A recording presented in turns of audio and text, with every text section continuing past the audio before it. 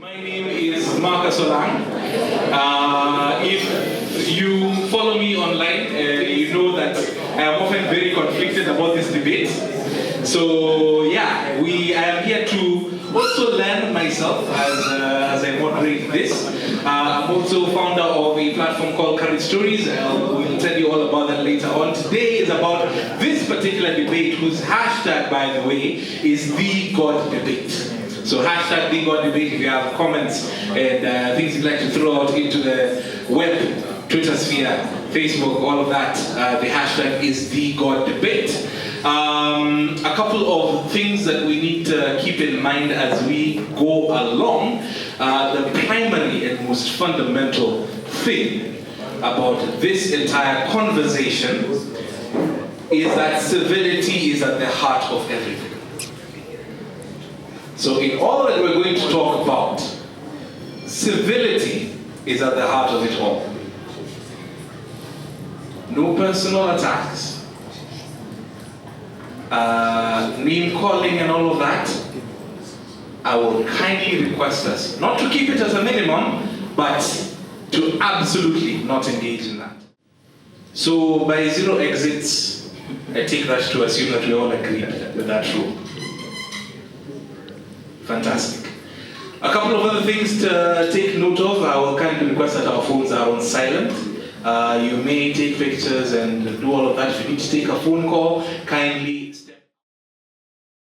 So first I want to thank Apologetics Kenya for organizing this very important debate.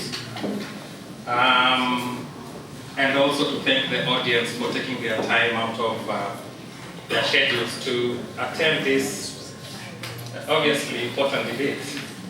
My name is Harrison Mumia, the president of the Atheists in Kenya Society. I'm also a graduate of computer science, pursuing a master's in corporate communications. And I'm a blogger, but I blog more about atheism. So I think that is all I'll say about me, and I'm looking forward to a very constructive engagement with the audience. So again, thank you Apologetics Kenya for organizing this debate. And also to the atheists, Karibuni. You know, we are in the zone of the religious folks, but I want to also welcome the atheists who are in the audience. Karibuni-san. The spirit of minorities.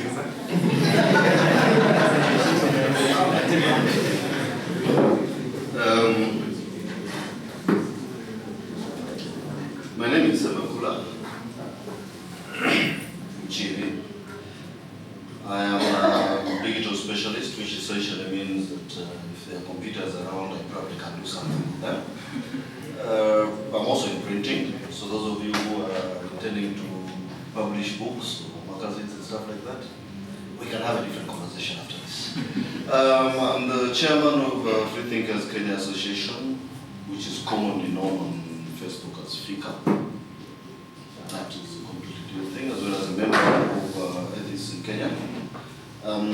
Pretty grateful that Apologetics Kenya gave us a chance to preach the unconverted. We're always preaching to the converted, so it's a nice time to get out of our sound boxes and hear what other people may think of ideas. Thank you. All right, good evening. Good evening. My name is Mark. I'm a Christian. I'm a member of Apologetics Kenya, and I'm married to Lillian. She's somewhere. Yeah, I have a computer. That is as far as I go. I am an engineer in training, and I have an interest in apologetics and the confluence of philosophy, religion, and science. Hi guys, my name is Brian Prince. I'm also born again and very passionate about life and living my best life. And so I'm passionate about this because it's about asking the questions that we really care about. What I do is I help teams to win by using storytelling, team building structures, and that kind of thing. So I'm also a visual storyteller, cinematography, film directing, and all that. So that's what I do. But I'm passionate about this particular conversation because if you are honest, whether you believe or not, this question must have come up. Yeah, so that's why I think it's a good debate to have, and I know we are going to have a good time. Thank you very much, good people. I've just made up another rule as we're moving along. Now, because the vast majority of the people on the stage are of certain disposition biologically, what I will do is when it does come time for question and answers, I will allocate a bit more time and more focus on female responders. Is that fair? Yes? Just in the interest of fair representation. Fair enough? Good.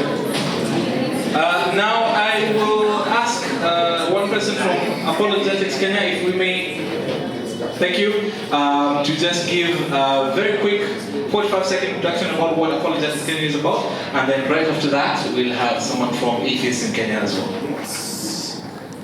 Hi guys, my name is Kevin Murevi, and I'm currently leading together with others Apologetics Kenya. Maybe they can just put their hands up. These guys are behind the planning and what we try to do.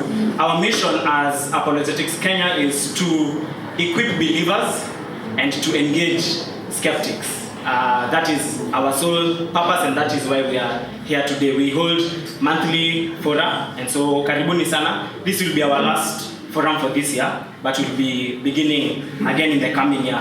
We have been meeting every month, every second Wednesday, to engage on topics such as this. Karibuni. First of all, let me point out, apart from najua kizungu, that's the first time in my adult lifetime I've had someone say, not forums, but fora. First time.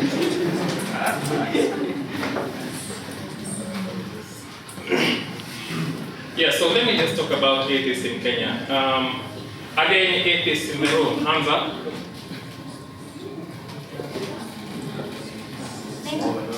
Okay. I have counted 2 of them, so statistically in terms of Kenya, Kenya is actually about 80%, actually it's even more, of people who believe in the supernatural, transcendent God. So Atheists in Kenya is a society that was registered by the government of Kenya in 2016.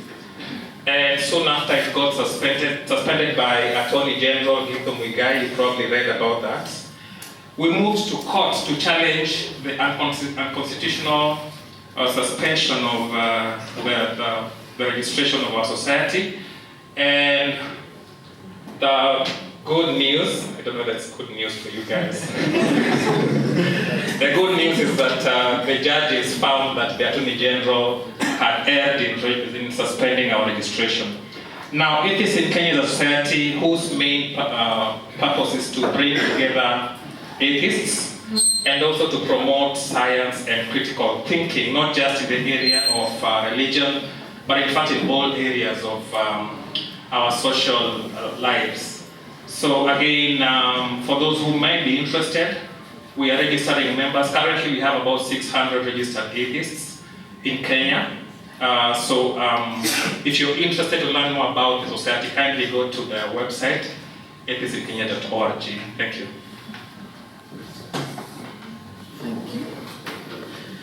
All right, another point of clarity.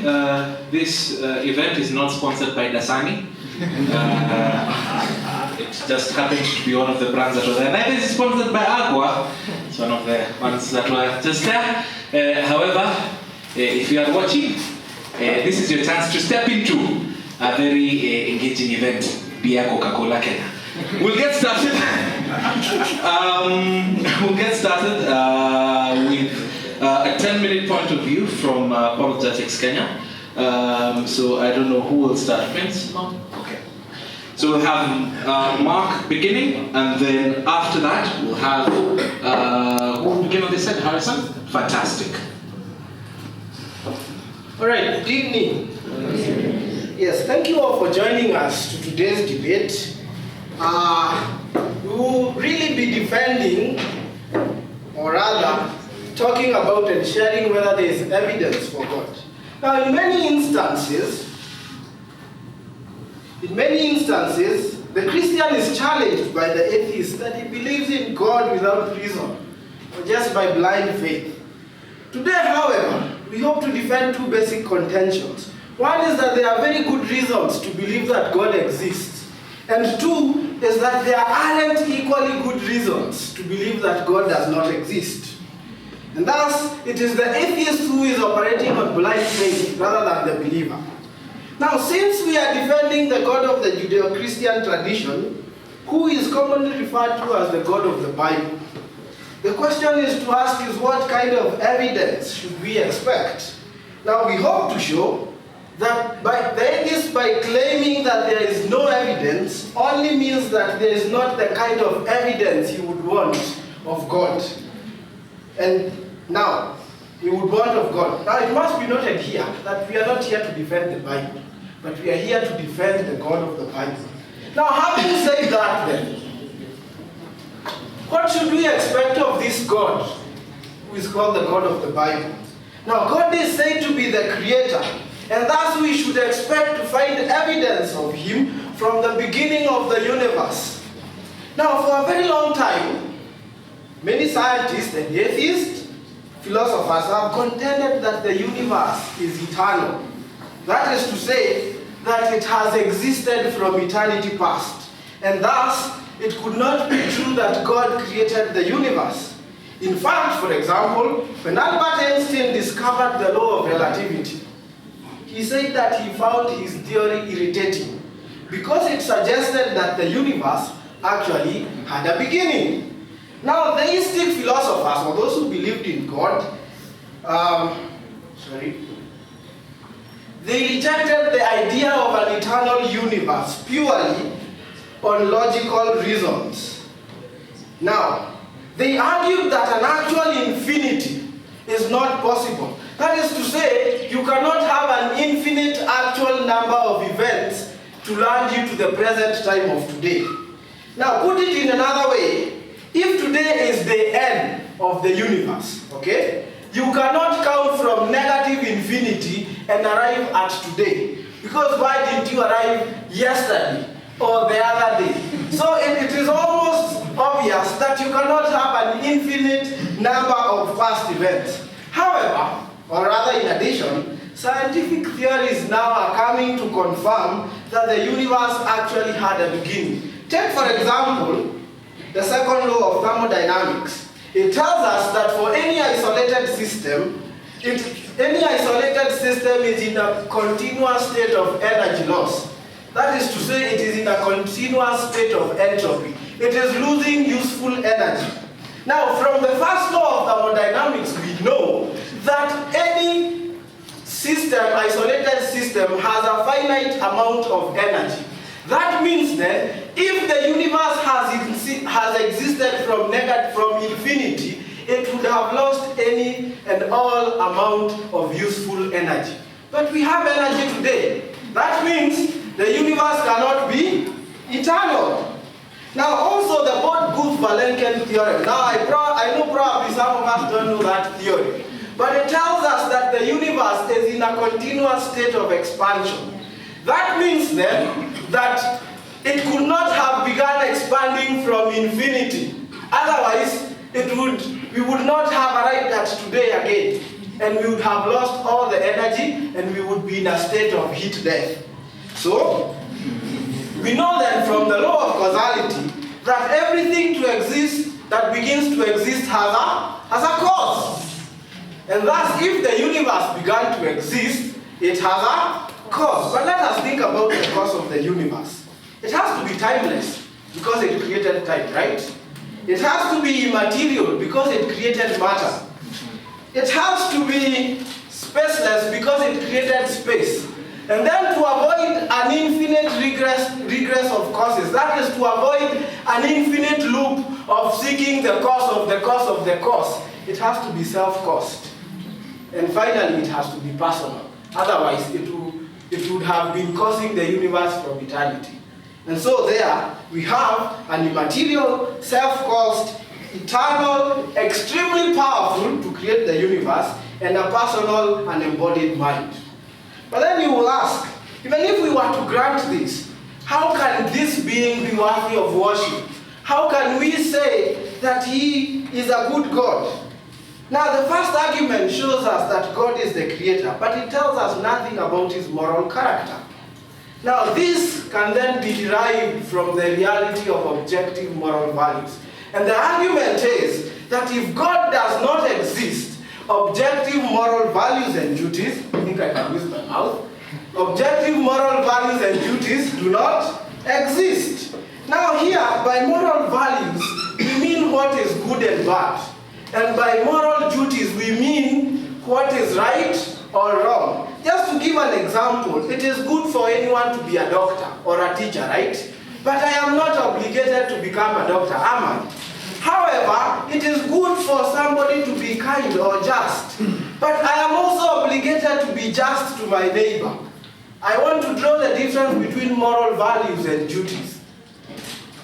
Now, by objective here, we mean that these are independent of human opinions or preferences. For example, killing of small babies for fun seems to be objectively wrong. Now on naturalism, or to say if God does not exist, we are just a byproduct of evolution and social conditioning. And so like the way animals would exhibit a kind of hard morality that seems advantageous for their survival, even human beings exhibit this kind of hard morality. But on atheism, why are we to think that that is objective?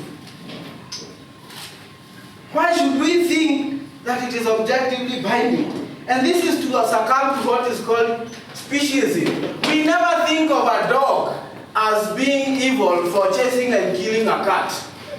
But when you kill a fellow human being, we think it is objectively evil. But then we know that objective moral values and duties actually exist. When the atheist says that God is a moral monster, or when you tell somebody that, you know, this is not fair, it is as if we know and are alluding to a higher objective standard that we suppose the other person should actually believe in.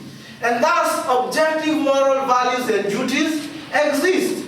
But then it necessarily follows then that God exists, because without God, we would not have objective moral values and duties. Now, as Louis Anthony, who is a philosopher, puts it, any argument for moral subjectivism is going to be based on premises that are less obvious than the existence of objective moral values. That is to say, for anyone who is going to say that morality is just subjective, it is what I think, he is going to use reasons that are less obvious to us than actually the existence of objective moral values and duties. Now finally, if this God exists, then we should expect him to have revealed himself to us in a certain way. And in fact, this is the basic Christian contention, that God has actually revealed himself in the person of Jesus Christ. But why should we think that this is true? Now, historians, both Christian and atheist philosophers, they are known as critical historians, have agreed on 4 minimal facts about Jesus. Now that there was a man named Jesus who lived on earth around 2,000 years ago, and he claimed to act and speak in the place of God. Note, it is not that we are saying he did, he only claimed. We don't know whether it was true. And he said that he will substantiate that by bodily rising from the dead. Now, it is also agreed that he died through crucifixion and was buried, and his tomb was empty after 3 days. Now, people at different times and places claim to have seen him bodily alive after that.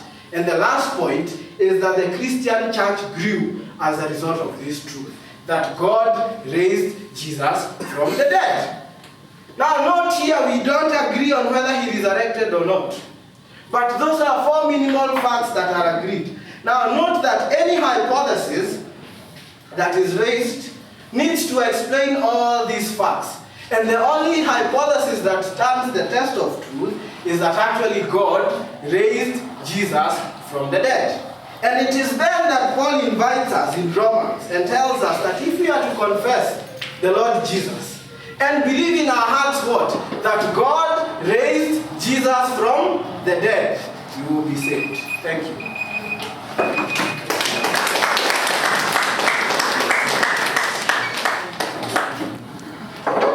I'll invite Harrison. Mic or no mic? Microphone or no microphone? Okay.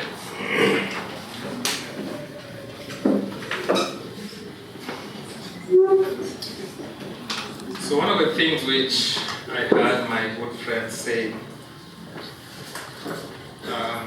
was that he said, God has to be timeless, has to be.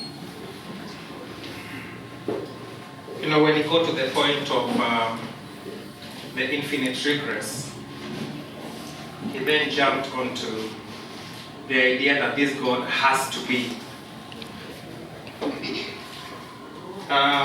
You cannot postulate an idea and assign it properties out of the blues.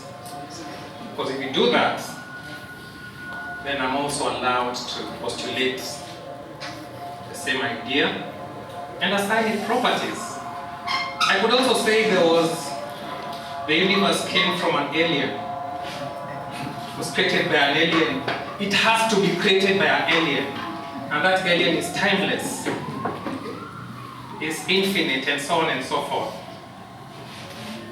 So that is the first problem he got into without realizing. I want to just talk about a trend that we've noticed over the past few centuries. That is, if you guys are at least readers of history, you will notice that for a long time, the supernatural explanations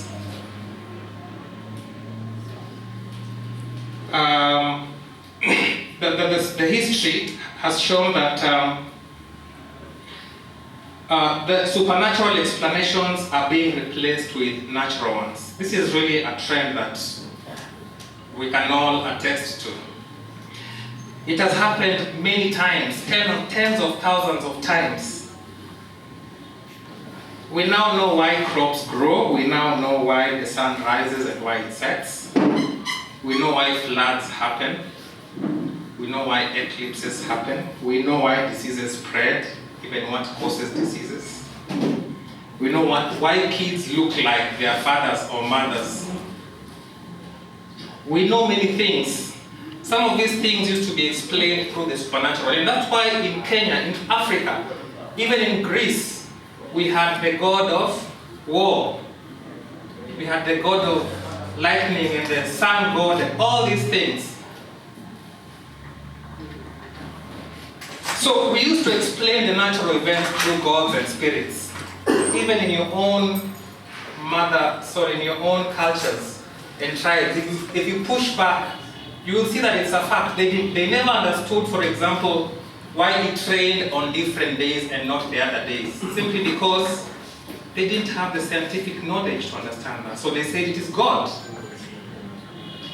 But the question is, how many times have natural explanations been explained by the supernatural? There's none. And I think that this is something I'd like you to ponder as this debate progresses. Basically, what this trend shows you is that even these things we don't understand now, by the way, they are talking about the regress of time and space. If you go back and push back, there is no reason to assume that there must be a first cause. I mean, there is no reason to think that there must be a first cause. I could as well also argue that the infinite regress is infinite, but I'll get to that. So I want to present an argument that I think will demonstrate that God can possibly not exist And I'm not talking about the biblical or Islamic God or Judeo-Christian God or any of those gods. I'm talking about this transcendent God, the one who is said to have created the universe. So if you're a believer, you belong to either of the following categories. You either believe that God is the one who created the universe, you believe that God is transcendent, that He's beyond time and space, or you believe that God is eternal and unchangeable and unaffected by natural forces, or you believe, there's quite a number who I know believe God has a son.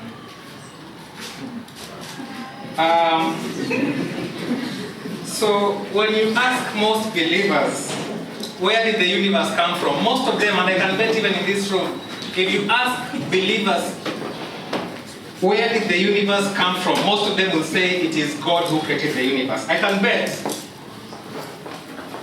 If you ask believers of God where life and how life came into existence, they will tell you life was intelligently fashioned by God. In fact, just 2 weeks ago, I posted on Kilimani Moms and I said that oxygen comes from plants and not God. And I got my fair share of insults for pointing out that scientific fact. So what my friends are describing here is what we call the cosmological argument. And I think it's very common amongst religious apologists. The cosmological argument is the idea that the universe must have had a first cause. Na hii kitu inasumbua watu wengi sana. Even today, I was just being asked, where does the oxygen you breathe come from? So the cosmological argument, I believe if you can destroy in your minds that notion that there must have been a first cause and that cause is God, then I'll have succeeded in pushing you closer to the real world. So the cosmological argument is not a recent one. Actually, it was famously proposed by St. Thomas Aquinas in the 12th century. And actually it dates back to Plato and Aristotle. This is something we all ask. The problem with the cosmological argument is this. What caused the first cause? And I don't think my good friend has answered that question. What caused the first cause? If the argument is that the first cause is uncaused, then why can't we conclude that the universe itself was also uncaused? Why? If the first cause is uncaused, why can't the universe be uncaused? How are we arriving at that logical conclusion that there was a first cause, but that first cause was not caused? Na mimi nikisema the universe was also not caused, will I be wrong? Secondly, this first cause argument leaves open another question. Why is the first cause unique?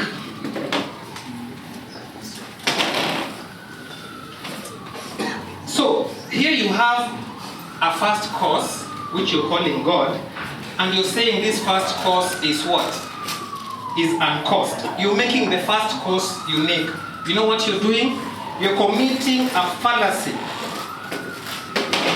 You're basically saying that the first cause doesn't require a cause. What you're doing, you're saying that God is an exception to the rule. Now, in logic, you cannot logically argue like that. There is no way you can argue that we are going to have a regress and on and on and on. But when it comes to God, He's this unique entity that was never caused.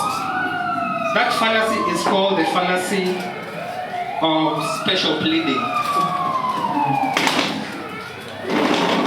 The third thing which I want you to think about as we progress with the debate is, what is the identity of this first cause? So the basic cosmological argument merely establishes the first cause. And this is the blunder my friend has just made right now. My friend has said that this first cause is timeless.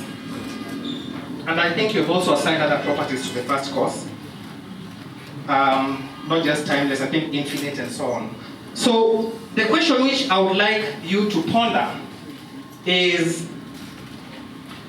the first cause argument does not say anything about the nature of the first cause. So if you think the first cause is God, as I've said, I can also say the first cause is what? Aliens. I can say the first cause is a green monkey. I can say anything. So really, there is no evidence to demonstrate that even if we regress and even if we come to the first cause, there's no evidence to demonstrate that that first cause is a God. It could be anything else. And that is why I think there is no really evidence to demonstrate that there is a God. Now let me just quickly finish and say that the whole idea, I do believe in the Big Bang theory, and I believe most scientists do. So the idea that before the Big Bang there was God, I think is nonsense. Not in a bad way. The Big Bang is a point at which all dimensions of space and time came into existence. And therefore, when we ask what was there before the Big Bang, it makes no sense. The concept of before becomes meaningless when considering a situation without time. So asking what occurred before the Big Bang is like asking what is the north of North Pole. Does that make sense? So let me conclude by saying that the honest answer for anybody in this room, anyone who is honest, anyone who is logical, the honest answer is that you do not know whether there is a God. That is the honest answer. Thank you very much. Now, the other thing I think that would be important for us to appreciate is, when addressing some of these things again, what we do is we tend to be reductionist, and science generally is very reductionist. So there's biologists who have their field, there's physicists who have their field, and it's man's nature to do that. We have to understand something, we break it down into manageable pieces. But we experience life in a unity. It's never isolated. So if I want to understand a cake and I pull out the eggs, I pull out everything, at the end of the day I will understand the salt, the sugar and all those things, but I won't understand the cake. So it's important that after we've pulled everything apart, then we bring it back together and see, does this make sense as a whole? Because the experience of the cake will be different from the experience of all those things individually. So most of the arguments we are making are not necessarily standalone. I won't go with one argument and use that. But it's the arguments that work together. We are saying that there's so many branches that fit to this, and that's why we are arriving at this. So it's not a one-line thing, which is, now if you are sharp enough, you'll have noticed they'll tend to pick one line and try and chop it off, make it seem redundant or useless, so that then we lose the main conclusion. And that there's something that is a bit vague there. So let me first start from here. There's what they call the mind-body problem. Now, what I'm trying to say here is, a lot of the people who argue against God are looking for physical evidence. Truth is, we will not find physical evidence for God. And that is because He is God. If I agree and I understand and I respect you choosing not to agree with that, but to postulate that what we are saying is inconsistent is a different argument, which is what I hoped you would do. That, say, in our world frame, what we are saying is inconsistent here and here. That's an argument you can have. Because we are not here to force you to believe what you do or say, and we are not here for you to force us to believe what you have the right. It's a will. It's an act of the will to choose to believe or not to. But the idea is, what you're believing, is it consistent? So the idea is to pick these arguments together and see, do they flow? Now, the first thing I was saying, we have to appreciate that there's an immaterial world or an immaterial realm that exists.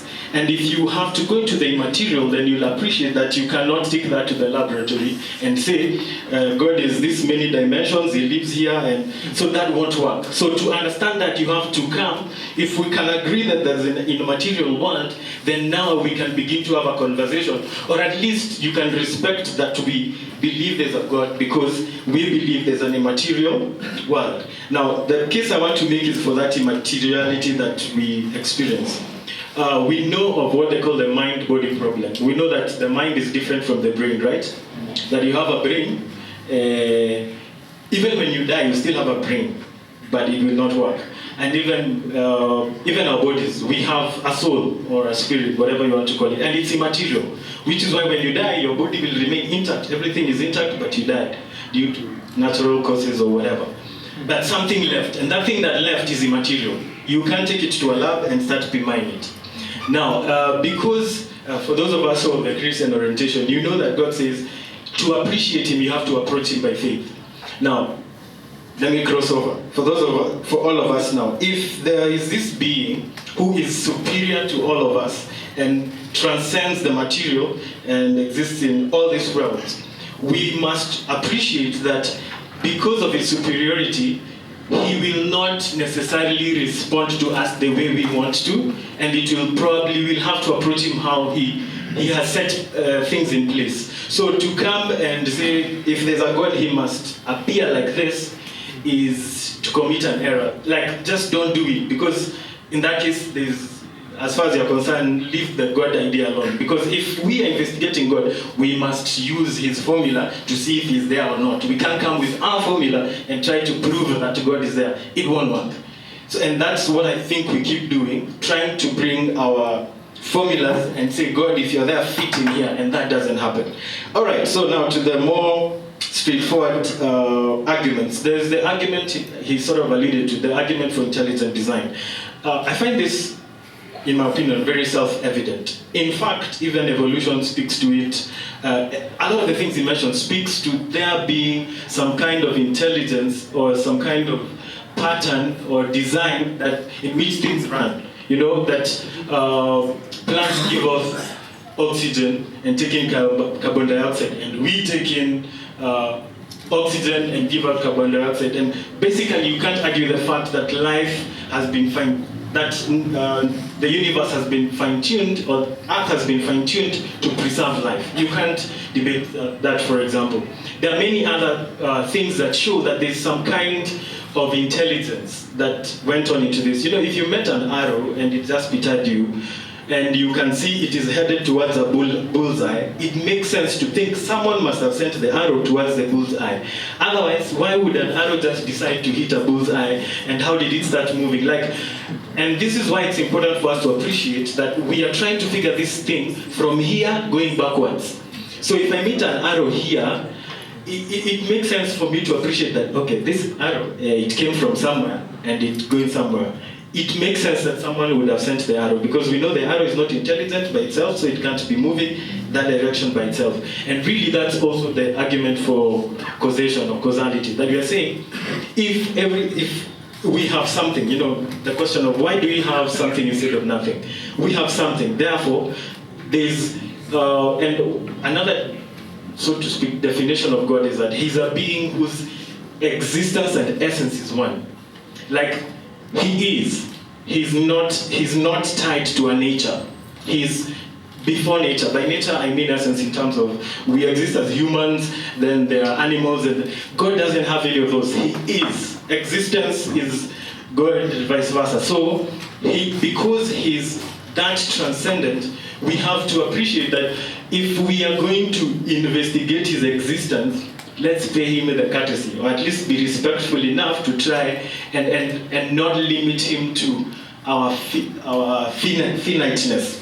Now, another argument I'd like to make, I'm trying to stay away from the classical arguments, because if you're here, chances are you've read a lot of those. Okay. There's a country called Israel. I know this is a very emotive issue. One thing that I think we cannot disagree on is that there's something unique about this country.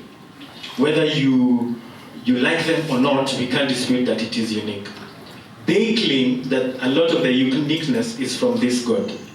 I think we deserve to give that some thought and think, okay, all these years, this country which came from some person and his children is here and they've done this has happened to them, and what is it about this? And let's take that conversation further.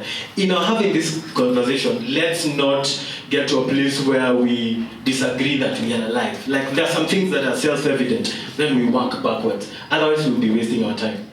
The personal part, I didn't actually quite get that. It didn't quite add up. The all-powerful part is that they created the universe.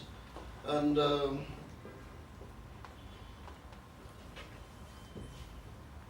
I'll start with the issue of all powerful. With this, I'm all knowledgeable. I can access almost all the information that human beings does. So if I walk down into a, say, place, look through here, and I build a helicopter, and it flew, would you say, because I built a helicopter, I must be able to fly better than the helicopter? In fact, if I was a god and I was lacking something, I would build something to get what I want.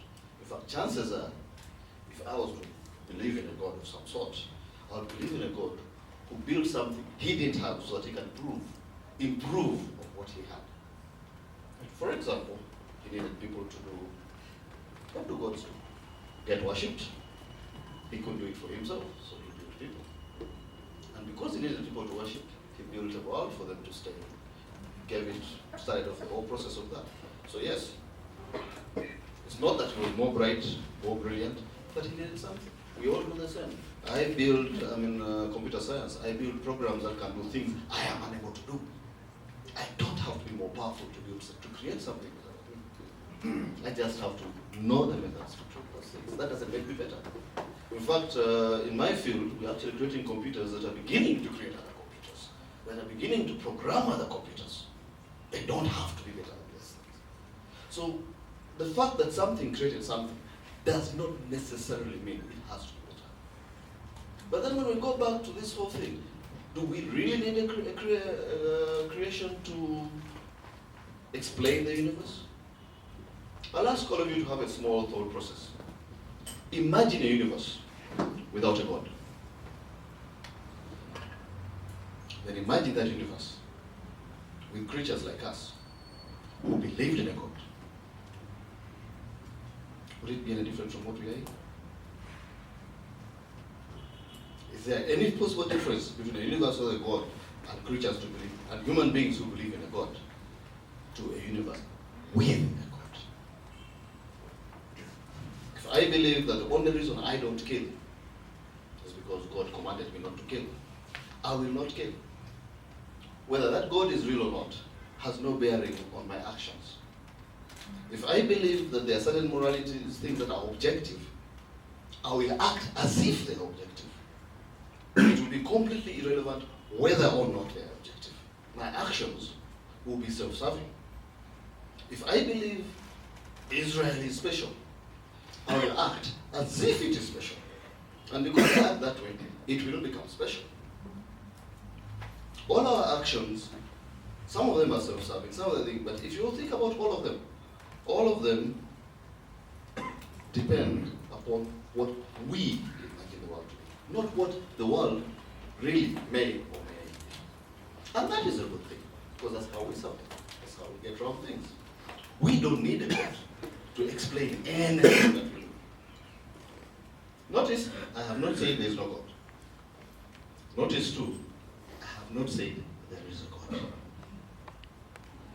What I'm telling you is that reality does not need a God for an explanation. Some people have gone on to mention that yes, we can ignore all that, but at the beginning of all, we need a cause. We need something that starts up everything, starts up the reality. Even if we took that argument as correct,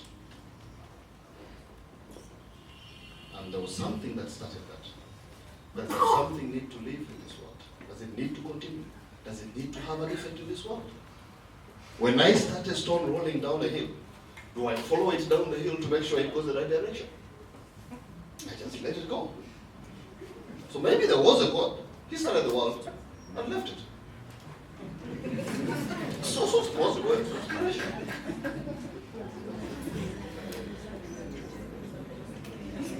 What matters, and this is where the God question really matters, is how we act towards that question. Not really whether or not a God exists. Do we believe that God exists? Do we act that God tells us this and do X, Y, Z? When I go and blow myself up in a shopping mall because God told me to kill as many infidels as possible so we can get a place to heaven. Am I following the dictates of God? Maybe. And I'll tell you that God is a moral God.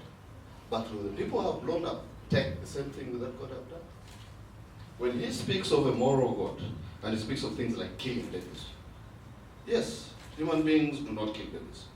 And most of us who don't believe in God think it's simply a wise thing to do.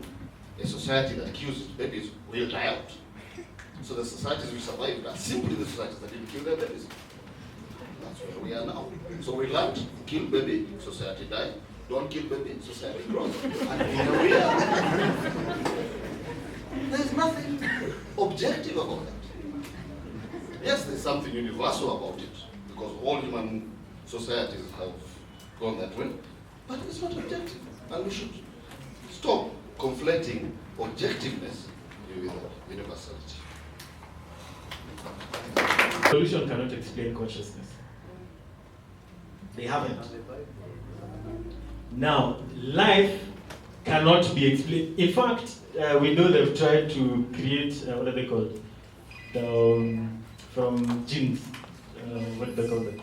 Clones, but truth is, no one has been able to generate life as yet.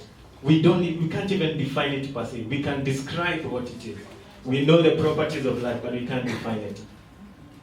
Is it possible that there is a world that is not material?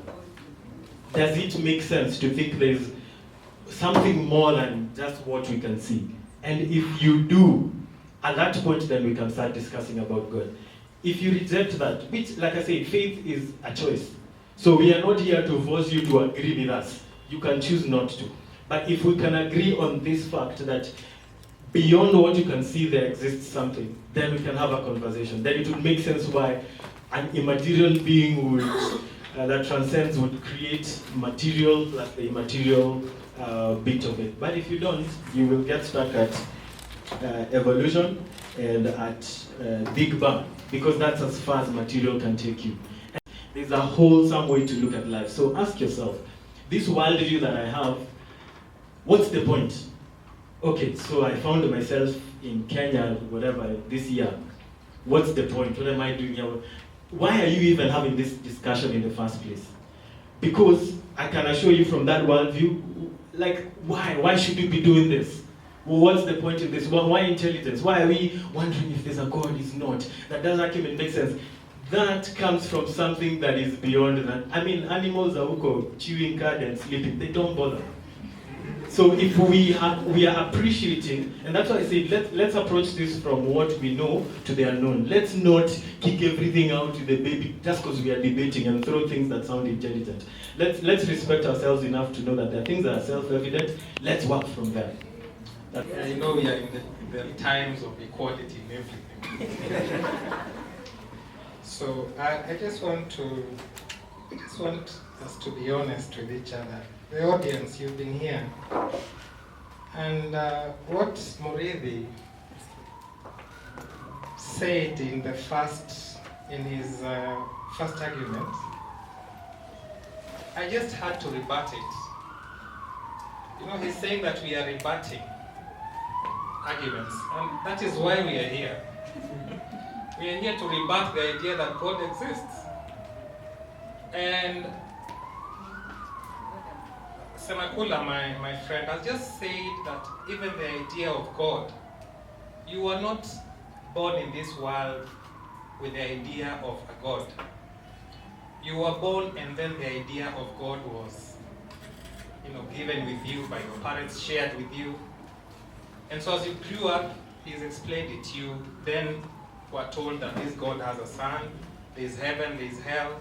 And so these things are actually a result of, it's a social construct. And by the way, I get disappointed when I see so many Africans believing in Judeo-Christian God. Why have we left our gods? Just a minute, let me finish. No, let me finish. This is not an argument for the existence of our gods. It's a demonstration that gods are socialized into us through our interaction with others. That is why the population in Africa, especially Sub-Saharan Africa, we are mostly Christians.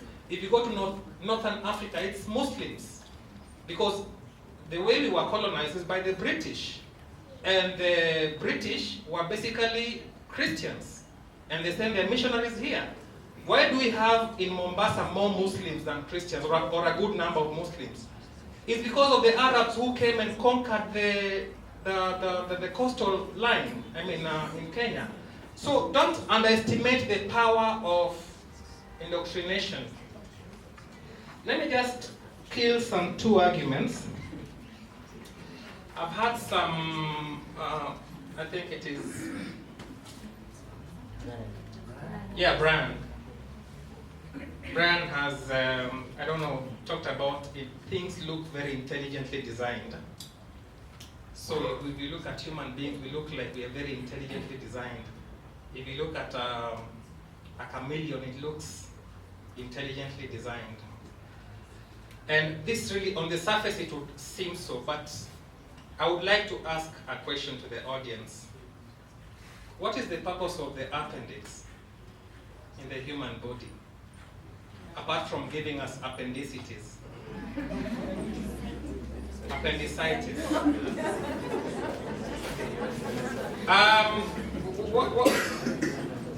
If you were to even imagine that you were intelligently designed, let me even give another example. Just think about the universe. Think about the Earth. The Earth has 2/3 of its surface covered in what? In water. An intelligent designer would probably have created humans with what? With gills. So that we don't need to invent planes to move from one continent to. There is nothing in this world that is intelligent, my friends. Let's think about, wait a minute, let's think about just the atmosphere, and this is something which I'd like you to pay attention to. Just think about the atmosphere. Do you know that if you're on top of Mount Everest, the oxygen there is about 3% the oxygen on the surface of at ground level, at sea level, and therefore you can't survive just beyond about 5 kilometers. Human beings can't survive at 5 kilometers above sea level. Is that intelligent?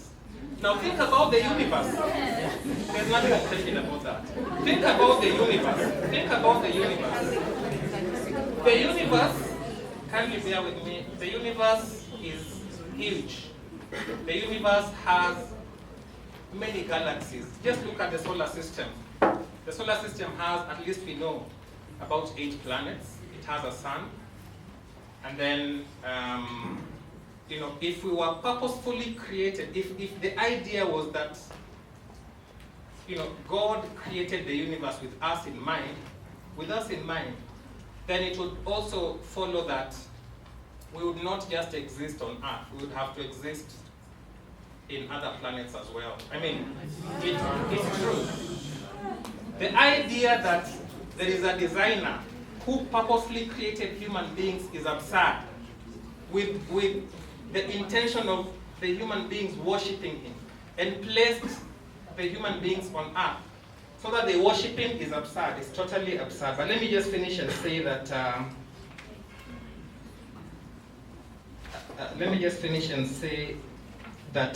there are actually so many gods. And to me, I think the Christian God is just one of the many gods. And so it's one of the many gods that have been created by humans, that have been wished to existence by humans. If you go to India, in fact, almost every culture has their own god. And that's something to ponder about when you're thinking about the idea of God, that many cultures have postulated a God, and therefore there is nothing strange in the Christians pushing the agenda that there is a more unique God in the name of the Judeo-Christian God.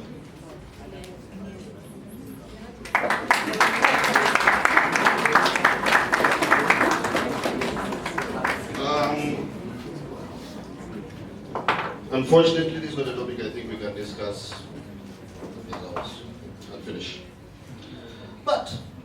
We're going to try.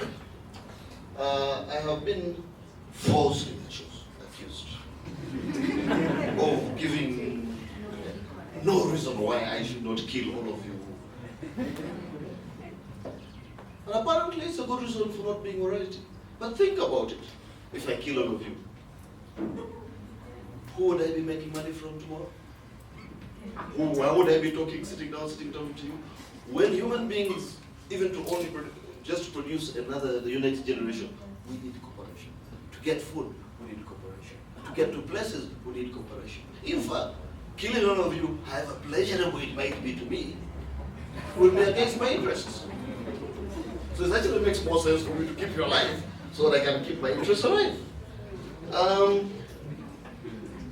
have a problem with this cosmological argument. I mean, it's a very nice argument, it sounds very brilliant, but I have a problem with it. And the problem is, there are two things we don't consider in this argument. One, what is nothing? What are the properties of nothing? Can nothing produce something? And yes, all of you are going to say, nothing can come from nothing. But has any of you ever examined nothing to know that nothing can come from nothing? Has there ever been nothing? Exactly. What are its properties? I agree. In fact, the best we can say, we know nothing about nothing. All past intended. Secondly, if there is no time, can you have a before? Can you have an after? We can't talk of causes unless we already have time. Scientists and everybody else agree with you, space-time was started. Not was created, started. We all agree. We don't know why it started, and I think technically it has nothing to do with it. But we don't know why it started. But if there is no time, there is no before. And if there is no before, and there is no time, there is no cause and effect.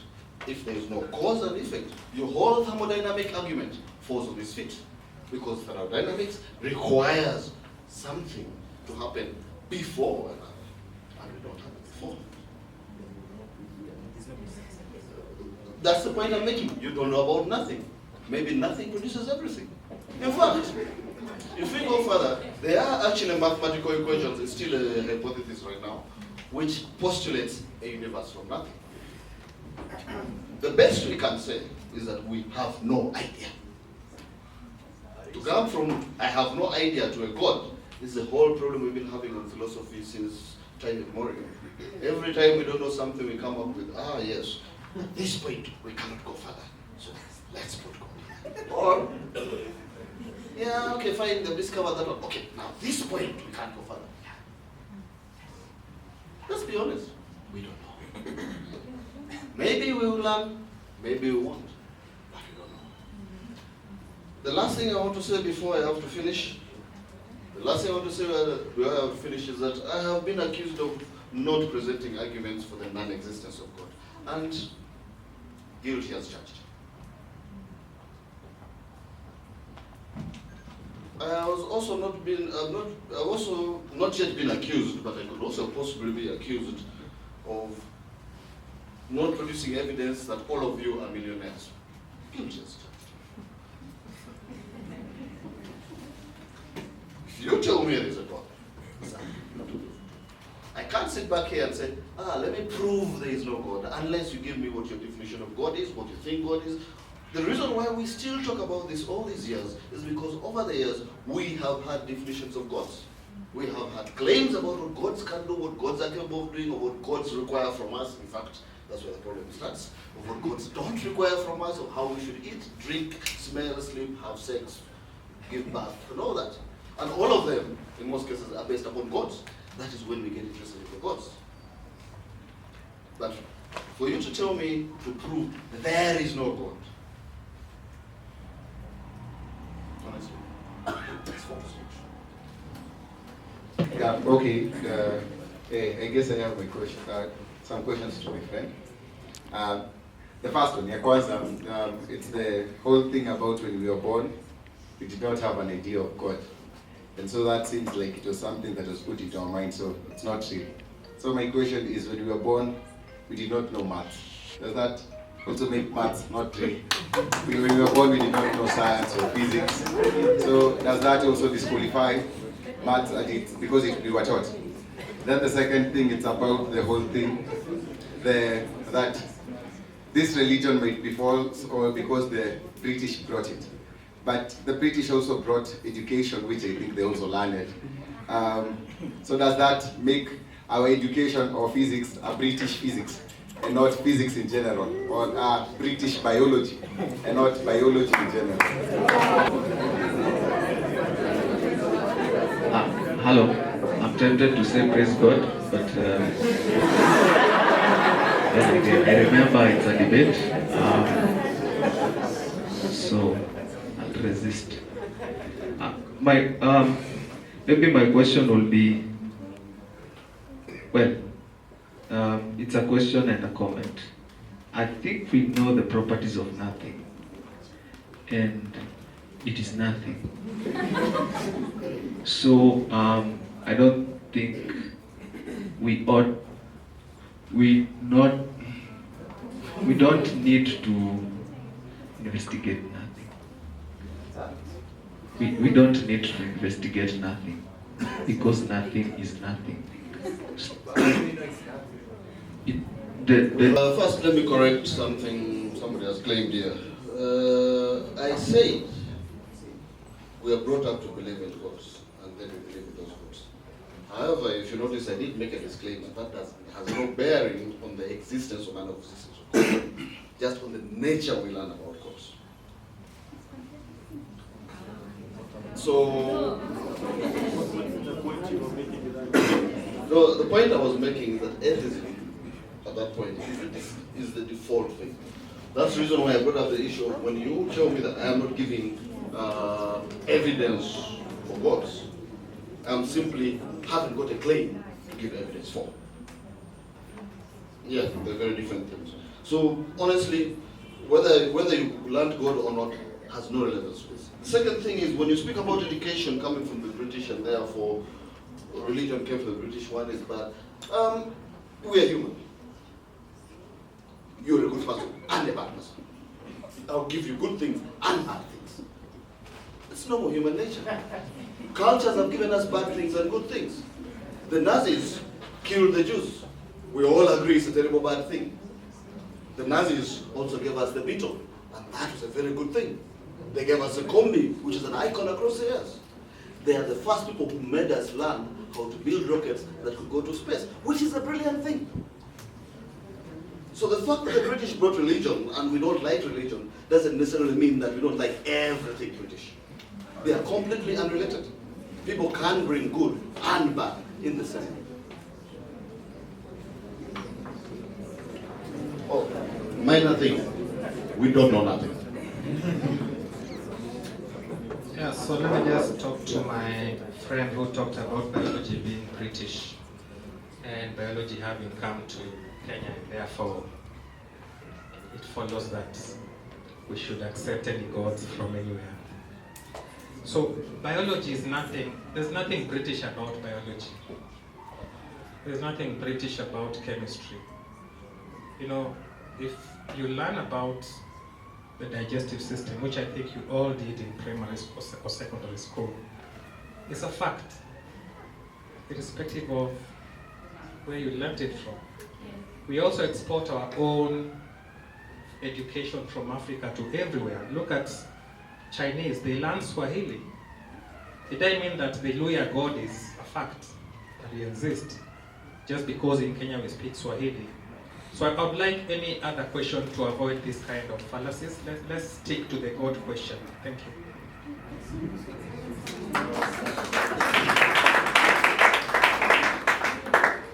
All right, so Brian, just, yes? Okay. I'll just make it short. Mine is a response to the idea that the atheism has no responsibility to prove. Now remember, remember the cardinal rule is that when you make a claim, you have to prove it. Yes. So when the atheist says that that there is no God, he needs to prove that. Otherwise, This is redefining atheism to mean that any psychological state of mind or affairs without the knowledge of God is atheism. Now that definition is trivial. That definition is trivial because even this bottle becomes an atheist. It doesn't.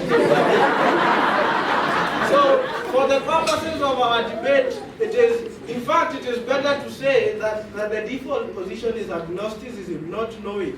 But once you say that there is no God, then you are making a philosophical claim, and you have to prove it. Yes.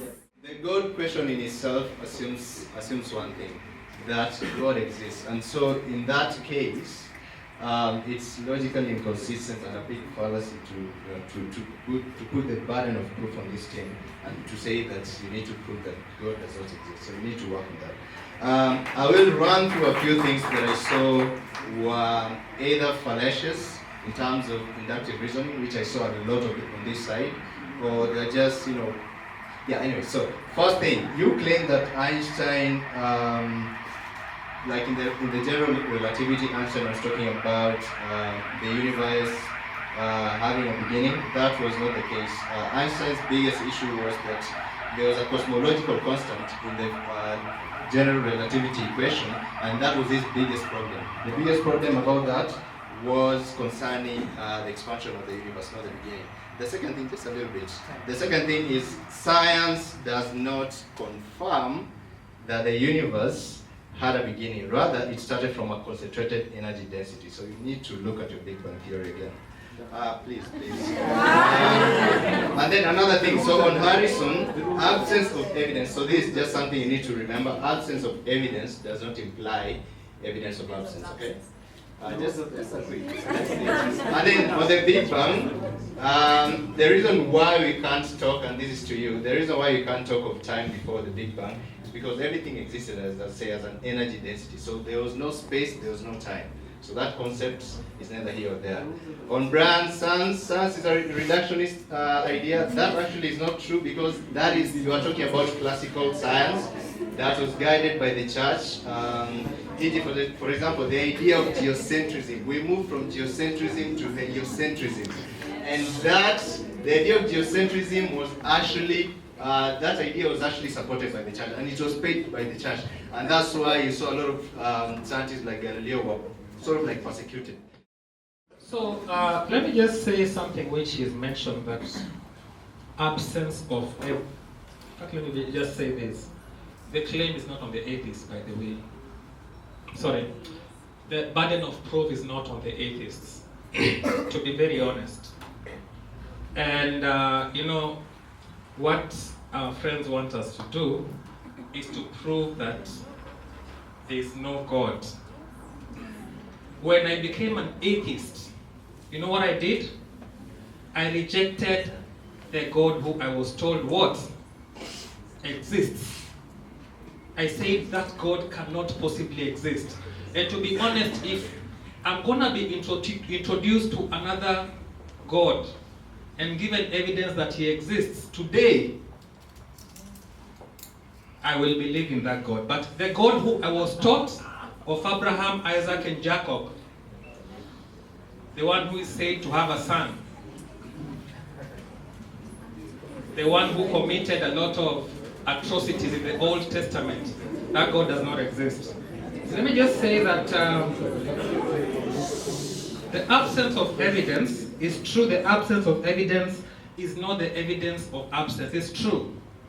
But if you make a claim and assign properties to that claim, that this God is what? Infinite, he is all-knowing, he is omniscient, he is omnipotent, he is all-loving, and so on and so forth.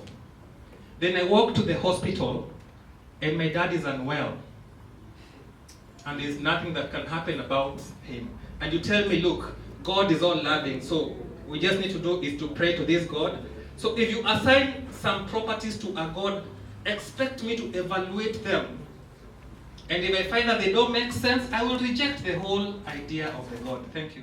90% of the theists around here, there are probably the few exceptions. So let's stop banding around agnosticism, atheism, theism. Understand the terms. Picking up from what you said, I think it supports what you're saying actually. So we're in agreement that atheism is actually a belief, which is why you said it was. I say agnostic. it's a statement of belief. Yes, okay. Not a belief. A statement of belief. Your words were that you believe. You said you are agnostic. No, I don't. You said Yes, You said you are agnostic. Atheist, and then you say because you don't believe that there's a God, so you went to believe. Anyway, so my point is there are two faiths at war. One faith that believes in no God, another one that believes there is a God. So they're both faiths. It's not a science. That's what I wanted us to get to here. And you're trying to muddle that in the with semantics. Anyway, speaking about the issue of he brought up, you didn't understand what I meant by reductionism. I wasn't saying that science is bad because it's reductionist. I was saying let's appreciate that science is by nature reductionist, and that's how it works. That's how we benefit from it. Yeah, you're allowed to hold your opinion. That's okay. That's okay. That's okay. Hold your opinion. You're the brilliantest person ever. Awesome. So the point I was making, rather, aside from me, if anyone else misunderstood this, reductionism means we chop things up to make sense of them. So science picks things that fall under physics and they'll put it in physics and study them in detail. Now, what I'm talking about is, after we appreciate that about science, we have to step back and realize that there is a whole. When we experience life, we don't experience life in a physics lens. That there is more than the material. Again, that's what I was saying. Think about things like love. Why do we marry? Why do we do? A lot of the things we do, you can't break them down to a laboratory and say this is why. So we have to step back and stop trying to be, let me not say too brilliant, but stop tripping on ourselves because we have more than just logic to work with. There are more tools. Incidentally, logic, for those of us who knows, comes from the word logos, which the Greeks gave us. But logos speaks to this truth that is actually objective. When you're talking about the laws of whatever, like the Greeks appreciated that there's a force and there's a way truth works. So we went out to prove those things that happen.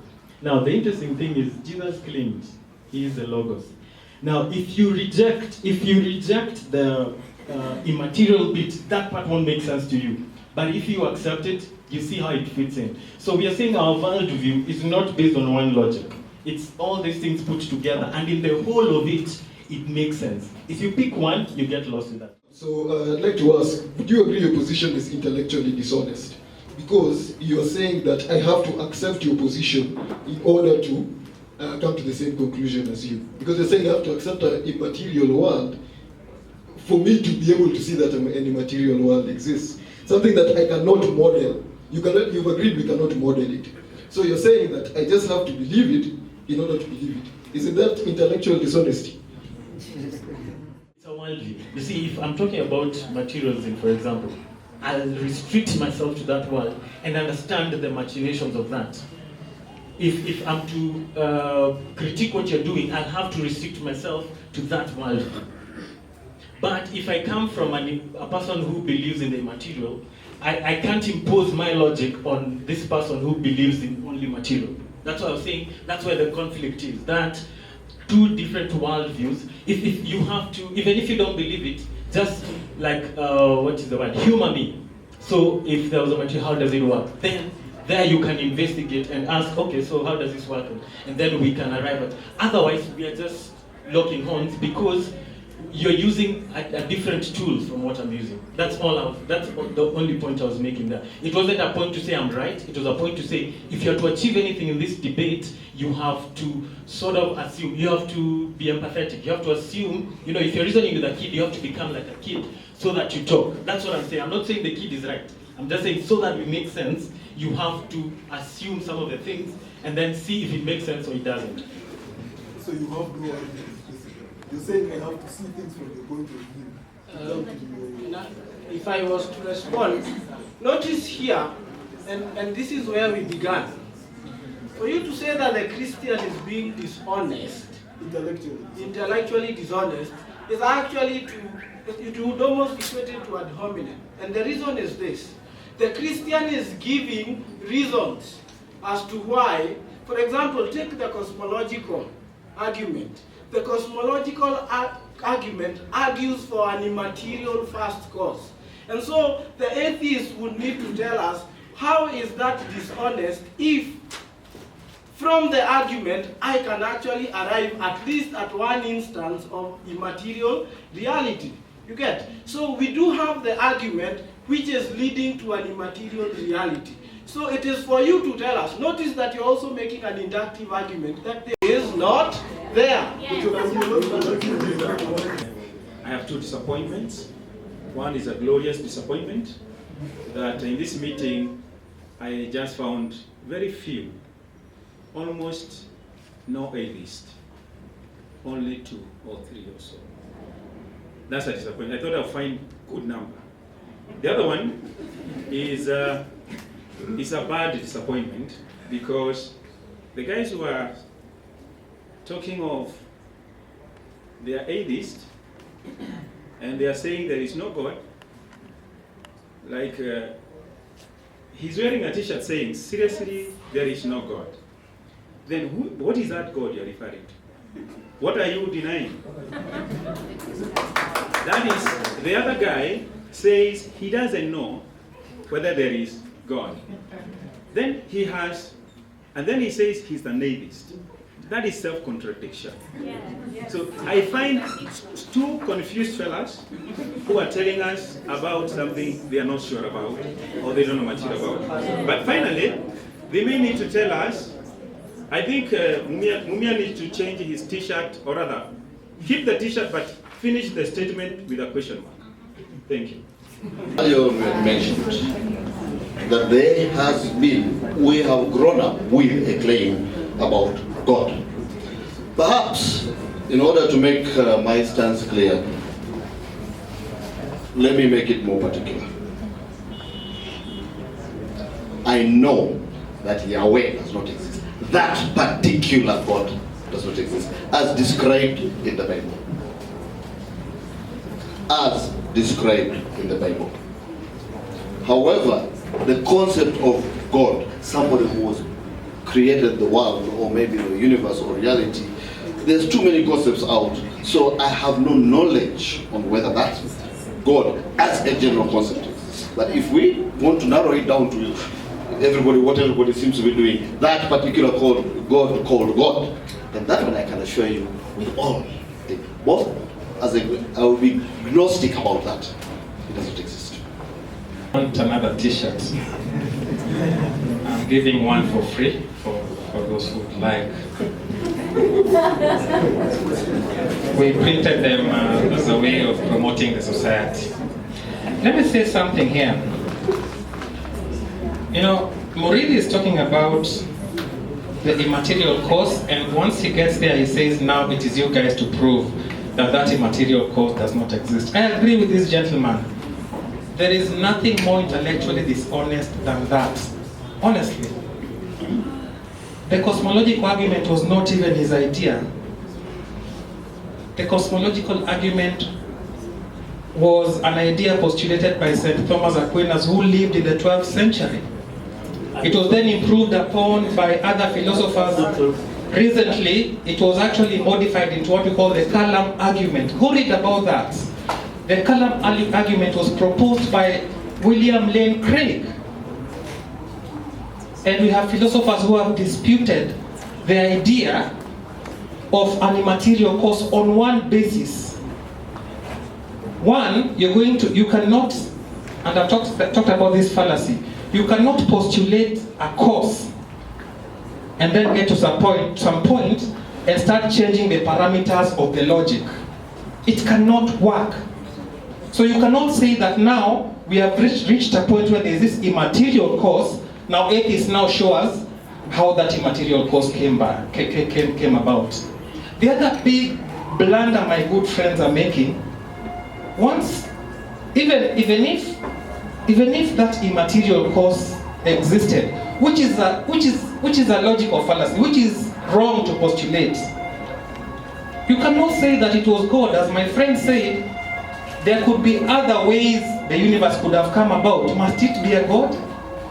Think about that. One thing that you forgot or maybe are not aware of is the originator of the cosmological argument is Aristotle, not Thomas. So, and he was before, in fact he wasn't religious, and he existed before Thomas.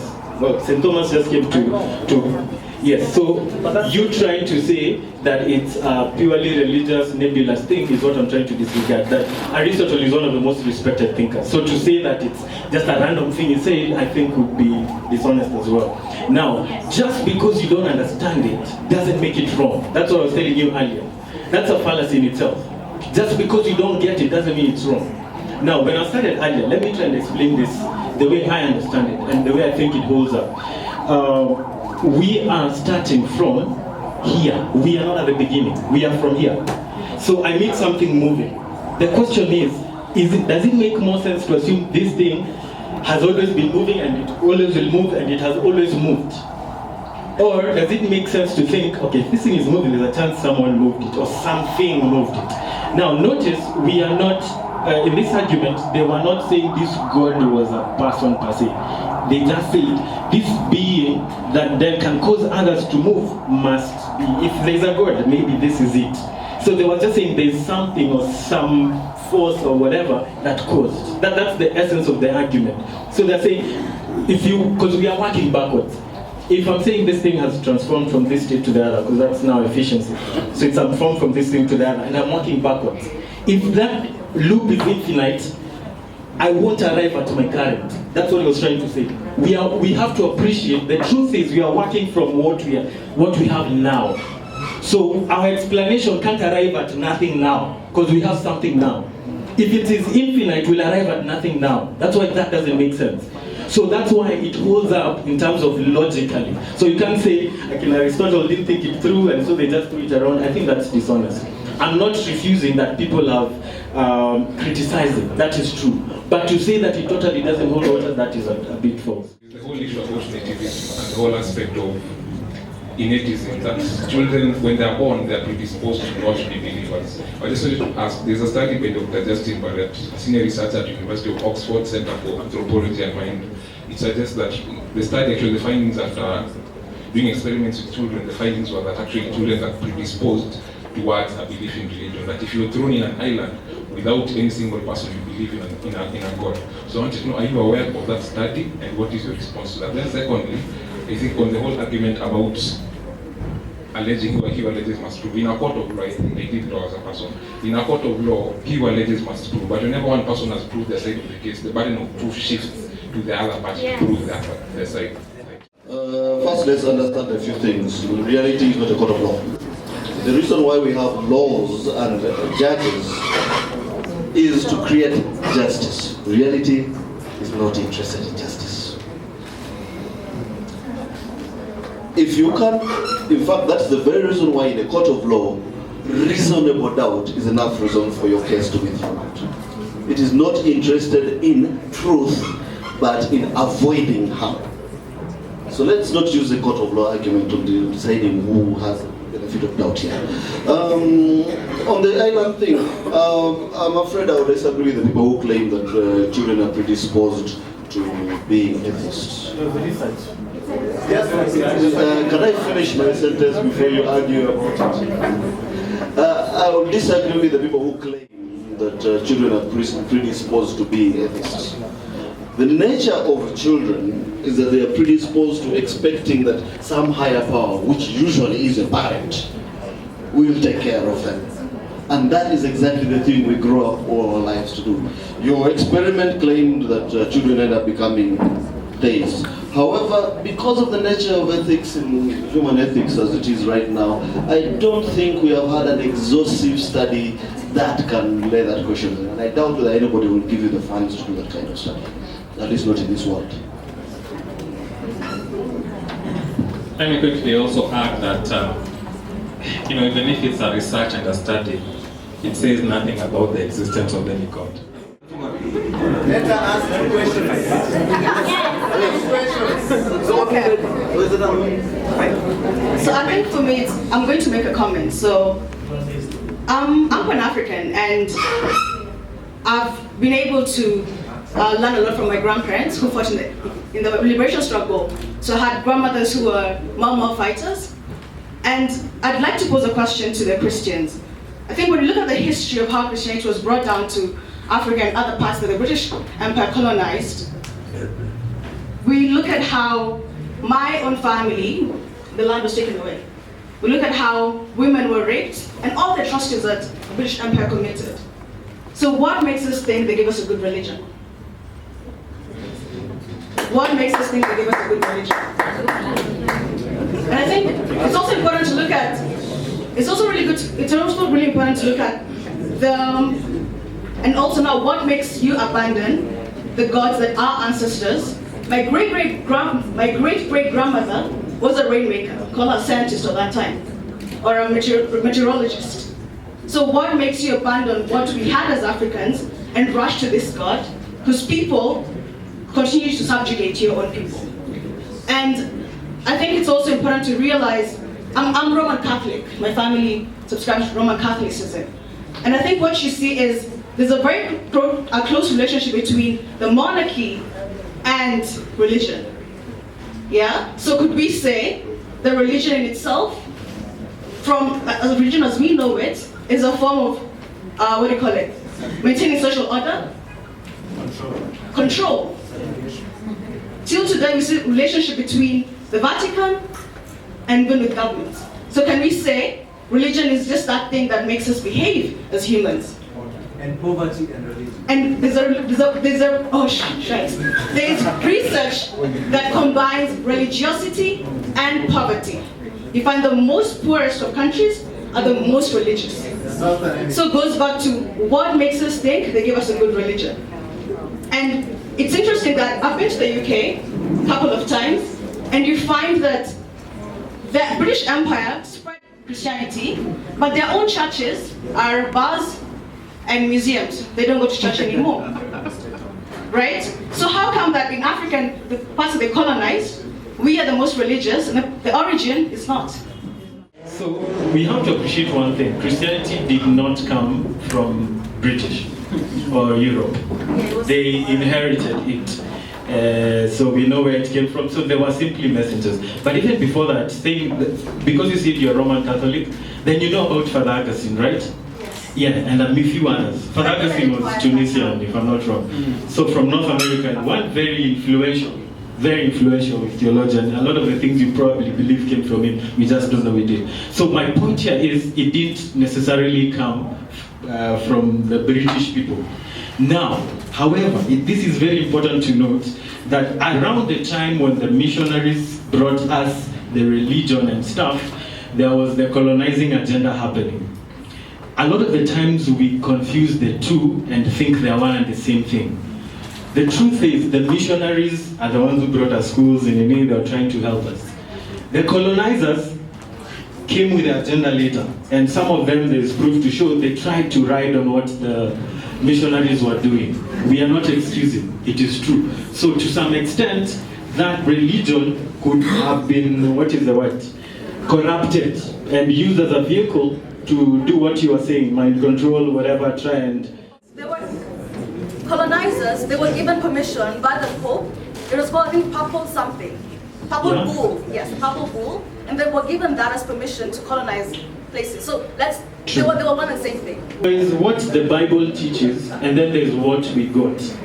They are not always consistent, but that doesn't make what the Bible teaches wrong.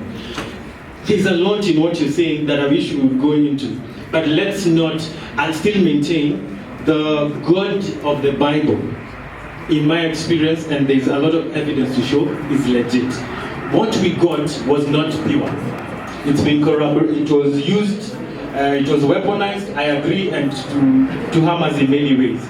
We need to make that decision, but it's a long discussion, so we can't make it all now. Allow me to respond, please, very quickly. Now, you raise a very important point, and I agree with you that the way sometimes Christianity and religion came to Africa was not very nice, because they used religion sometimes, not all the times, to colonize and to bring people to subjection. However, the first basic principle you've got to understand is you cannot judge a worldview by its habits. Now, why is that? Let me give you an example. And I think I got this from Harrison. Do you know Moga Wairimu? He is an atheist, according to Harrison. But Moga Wairimu has been making makeshift clinics and abusing people. Should we consider then that all atheists are like Moga Wairimu, who does not consider people as value? The point is, when you abuse a worldview, the question is, what does the Christian worldview teach? And is it true? Whether or not it has been abused or not is irrelevant. It's whether is it true. Number two, you have said that poverty and religion are related. Now you're making another fallacy, that correlation is equal to causation. Just because we can see some correlation between religion and poverty does not mean that religion causes poverty. You would need to show us how religion has caused poverty. And we know, like for example, in the United States Constitution, the Declaration of Independence can find its roots in Christianity. US grew because of the Christian worldview.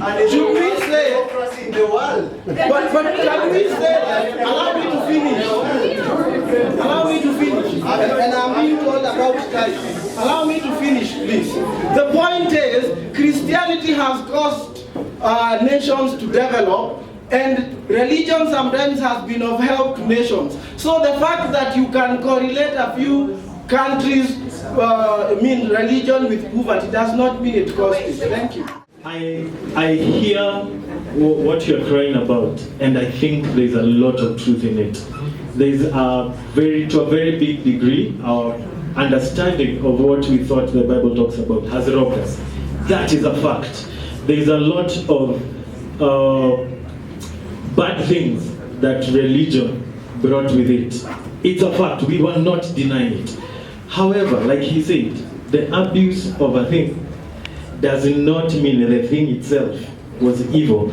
I know if the organizers, if it were possible to have another session, because this is a whole other topic on the impact of religion, it would be really nice to have it. But as for us having gods, even Harrison has stopped and said he just wanted to have his gods. He didn't want it, so he agrees they are his gods.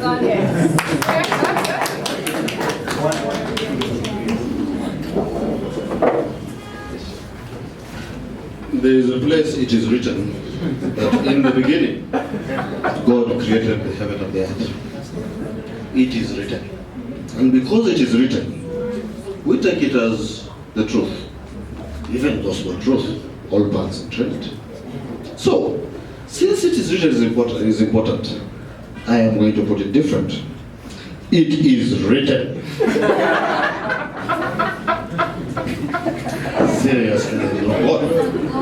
Since it is written, this too is gospel.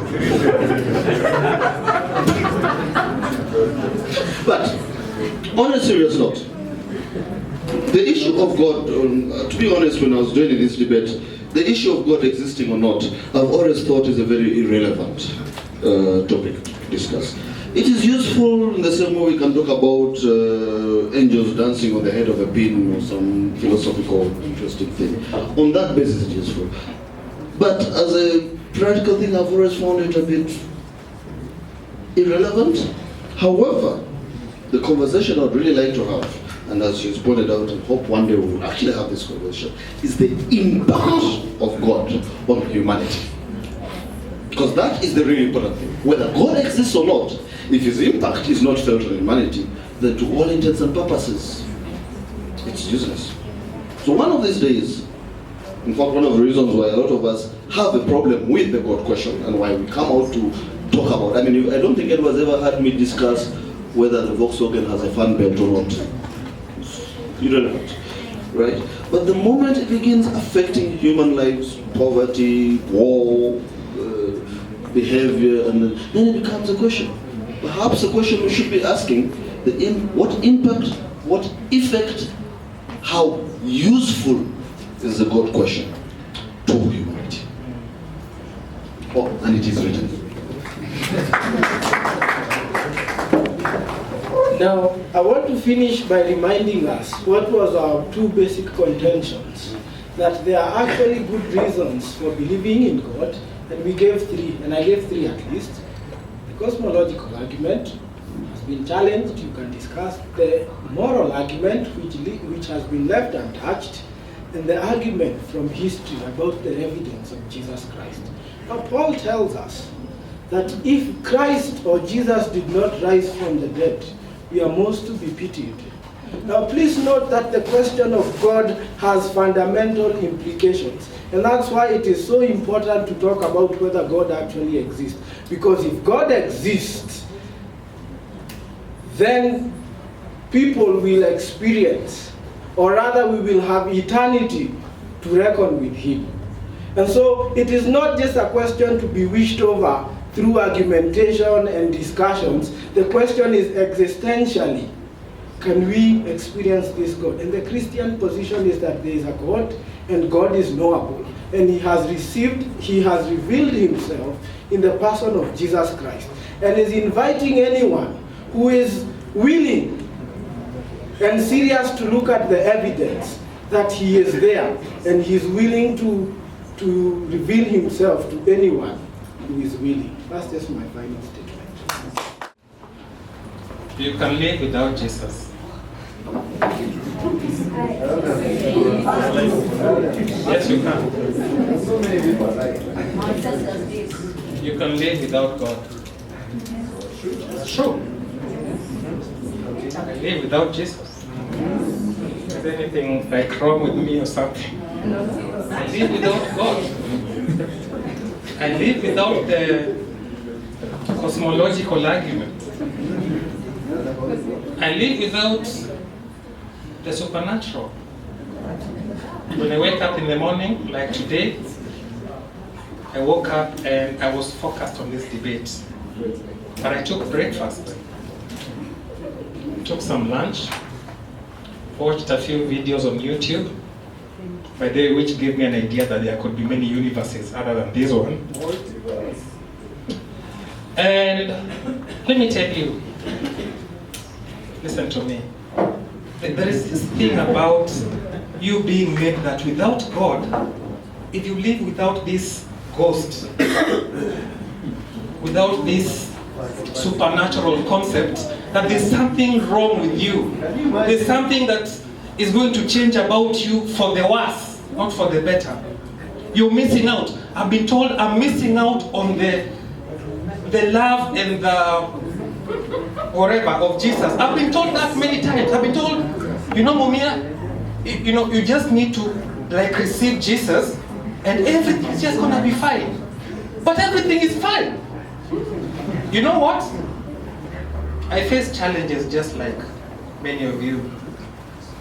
I mean, life is not easy. Just like you could have people who are sick in your family, I do. Relationships start and end, mine also do. I have work issues, that happens to everybody. But then we are being told that to solve some of these world problems, we need to appreciate the supernatural and appreciate that he has a son and appreciate that we need to be worshiping him. I think that amounts to control, which is what religion is doing very well with Africans, very well.